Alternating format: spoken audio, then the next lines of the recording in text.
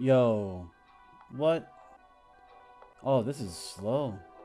It's all kind of grouped together. Ah, man, I gotta keep working on this. Hey, what's going on? Welcome to the Musty Game Dev. I'm here with another video, and we love games and game development. Alright, so as you can see, last week's video, we got some comments, and I appreciate your comments. So always feel free to leave comments. I do read them. I will respond to them. And let's look up a little closer to the comment we got last week that I pinned. I think it would be great to create a pooling system for the following objects for the next one. I agree. So let's look at what an object pool is.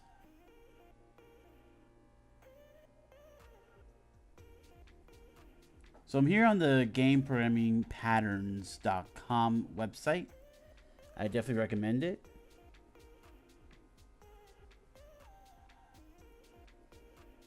And here's the pattern. Define a pool class that maintains a collection of reusable objects. So that's what we're going to make today. But we're going to make it within the context of Move Kaboom. Alright, so let's right click in our project area, go to create, and click on Mono Behavior Script. And then let's name this script. We're going to name it Falling Entities Object Pool. Yeah, that's what we're going to name it. It's kind of like a weird name, but it describes exactly what we're trying to do with this component. So remove the start and update.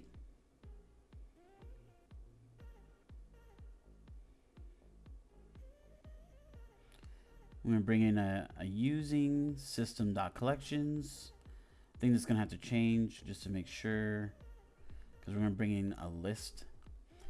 But first, we're going to create some public properties. We have public int falling jewels num, and then public int falling booms num.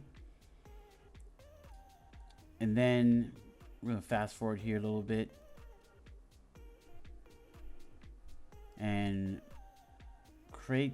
we'll have a private void awake method.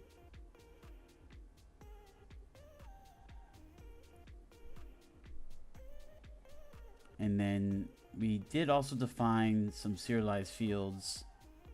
So we have the prefab now for the falling jewel and the falling boom. And then we have the list of game objects. So that will hold all the falling jewels for one list and all the falling booms for another list.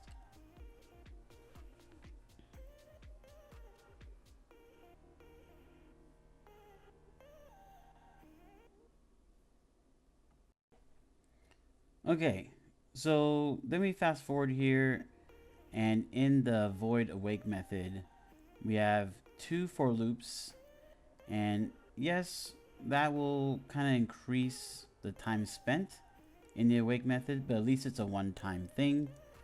Each loop will go through with the nums that were set in the component in the UI and loop through or iterate to create as many falling jewels as many falling booms as was specified in the editor. That way we can actually make things different per level, and all it takes is just an update in the UI in the editor.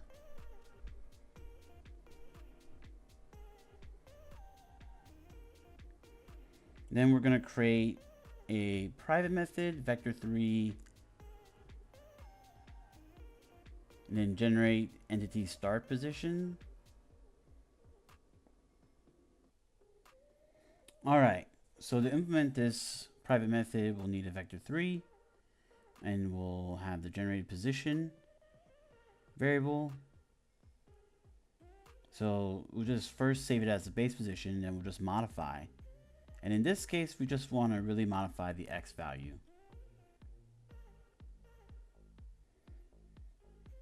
We're going to do a little bit of random. And we got random.range because random range, the method, I believe is getting deprecated and it's not useful anymore, or not good to be used anymore. And so now we have that method, then we can call generate entity start position within the for loops in the private void awake and get our new position, and then set that up for the instantiate call.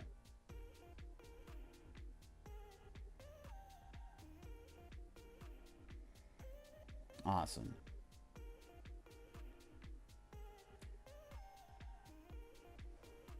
I'm going to do a save. Okay. All right, so now we need to update the falling jewel and falling boom components and add a countdown timer, or a cooldown timer really. This is going to help when it comes to, like, for the falling jewels, if we want to bring them back, so we have more of a revolving door. Not as much with the falling booms as much, but in the future we may want to bring them back if so many of them get destroyed by the player. So here we have this public method, public void setting use. We're going to check to see if the cooldown timer is on.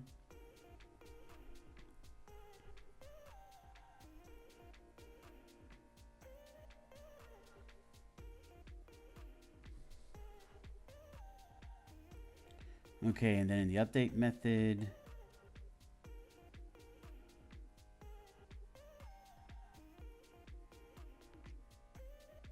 if the cooldown timer is on, we're going to subtract from the remaining cooldown time, time.delta time. And then here we're going to actually put the if statement inside the previous if conditional for checking if cooldown timer is on.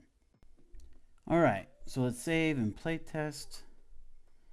Okay, so we're getting almost the functionality we want to see. We got kaboom there. Let's restart. Let's play one more time here. Okay, so that shot worked. All right, good.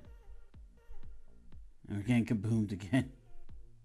So to finish up here, we need to get the box collider for the falling jewels and the falling booms. As you can see, we're disabled the sprite renderer object to hide it for each of the falling, for each of the falling entities when they have like a proper collision with the player or a bullet. But then if we don't disable the box collider, then we're gonna still have all these like random collisions happening with invisible objects, and we don't want that to happen.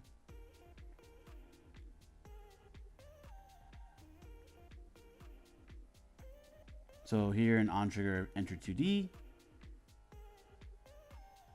when we make for the falling jewel, when we collide with the player, we're going to disable the box collider as well as the sprite render object. And then when we respawn, we're going to enable the render object and the box collider. All right, playtesting again, and we see we get an error. So what did I forget to do? I forgot to actually initialize the property. So let's get component, get box collider 2D.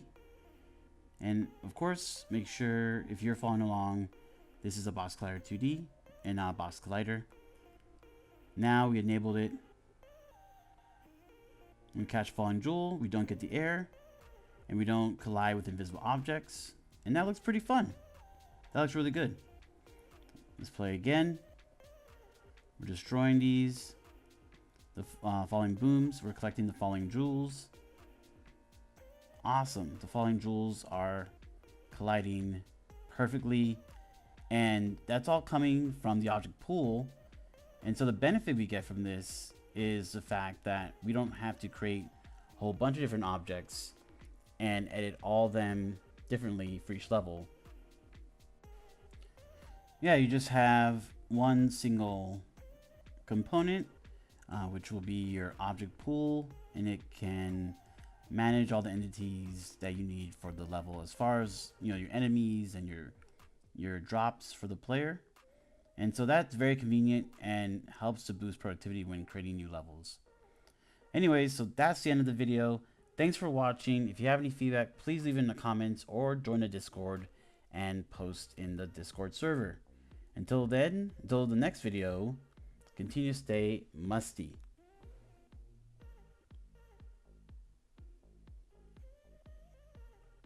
Musty, musty, musty game dev. Ooh, it's musty in here.